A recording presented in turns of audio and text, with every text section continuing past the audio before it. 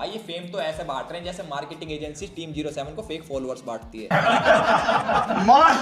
एक और भाई फेम तो ये ऐसे बांट रहे हैं जैसे टीम 07 देश बांटती है। मार तो दिया तुमने उस बेकसूर तबरेज अंसारी को, लेकिन कल जब उसकी औलाद बदला ले तो ये मत कहना कि मुसलमान आतंकवादी है। रुको जरा sabır kuru. Uçuyor yıldızlara müptezel bayan. Harmanım, baba nerede çarşafım? Gördüğüm bu paketler benim dermanım. Hoppa yavaşça açıldı fermanım.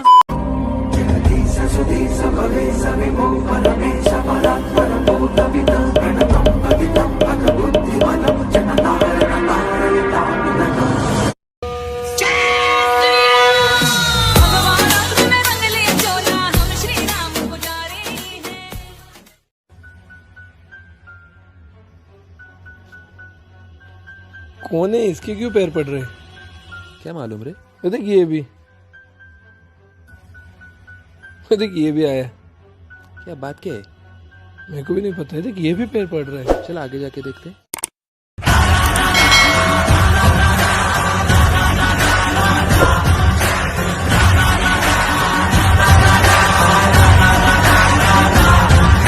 Mahmood Ghazni ने भारत को केवल 17 बार नहीं लूटा था। जिस आक्रामकता के साथ उसने यहाँ के मंदिरों को तोड़ा, खासकर कृष्ण जन्मभूमि और सोमनाथ मंदिर, जो नरसंहार हुआ, हिंदुओं का धर्म परिवर्तन कराया, जिस तरह गुलाम बनाया गया, अगर इतिहास सच में तथ्यों के बिना पर यहाँ के लोगों के साथ इंसाफ करता। आजाद भारत के पहले प्रधानमंत्री अपनी किताब में उस भयावह मंजर का वर्णन कुछ ऐसे करते हैं कि महमूद गजनी कोई कट्टर धार्मिक इंसान नहीं था। वो मुसलमान जरूर था, लेकिन एक सैनिक था, एक शानदार सैनिक जो भारत को जीतने, इसे लूटने आया था। दुर्भाग्यवश जो अमूमन हर कोई सैनिक करता है। इस इंडिया के साथ सबसे बड़ी दिक्कत यह थी कि इसने यह लिखने और मानने से साफ इनकार करा जो बर्ताव मुस्लिम शासकों ने यहाँ के हिंदुओं, उनकी आस्था, देश की संस्कृति और इस मिट्टी की सभ्यता पर के नाम पर करी। दुर्भाग्य था और है इस देश का यह काम आजाद इंडिया की सेकुलर सरकार ने खुद करा। क्या जब कुतुब मीनार की कला, उसकी ऊंचाई की दास्तान लिखी और पढ़ाई गई, यह बताना जरूरी नहीं था कि उस जगह कितने मंदिरों को तोड़ा गया? कौन सी मानसिकता, क्या वजह थी जो खिलजी ने हिंदुओं का केवल कत्लेआम नहीं करा, यहाँ की औरतों को जबरन अपनी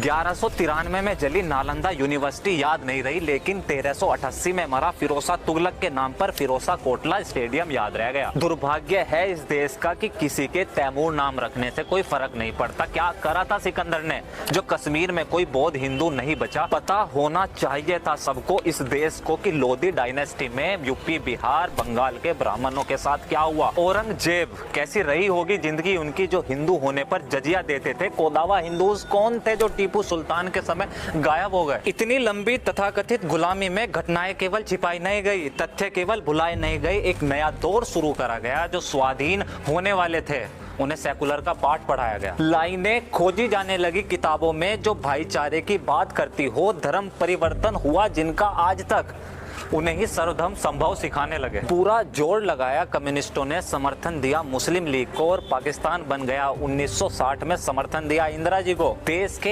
एजुकेशनल रिसर्च इंस्टीट्यूशन पर बहुसंख्यक विरोधी कम्युनिस्टों का कब्जा हो गया। अब भारत का इतिहास मार्क्सवाद लिख रहा था। क्योंकि हिंदू राजा जयचंद ने महमूद गौरी की मदद करी, इसलिए पृथ्वीराज चौहान हार गए।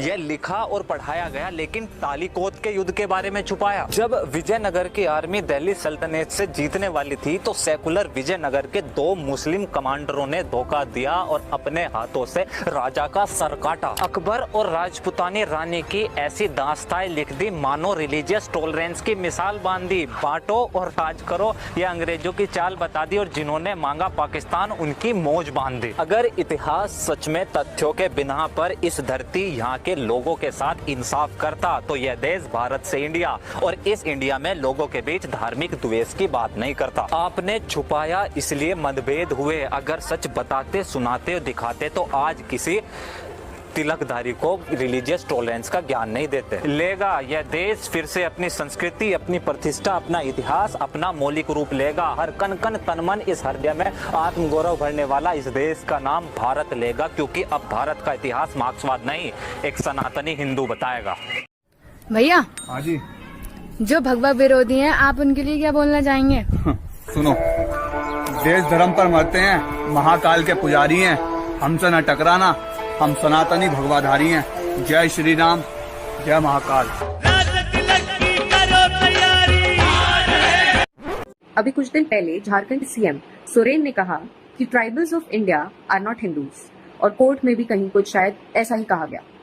ये सब देख के लगता है कि इंडिया में शायद नरेटिव्स ही मैटर करते हैं, फैक्ट्स तो बिल्कुल नहीं, क्योंकि फॉरेस्ट ड्वेलर्स और ट्राइबल्स जो थे they have been safest as Hindus in India.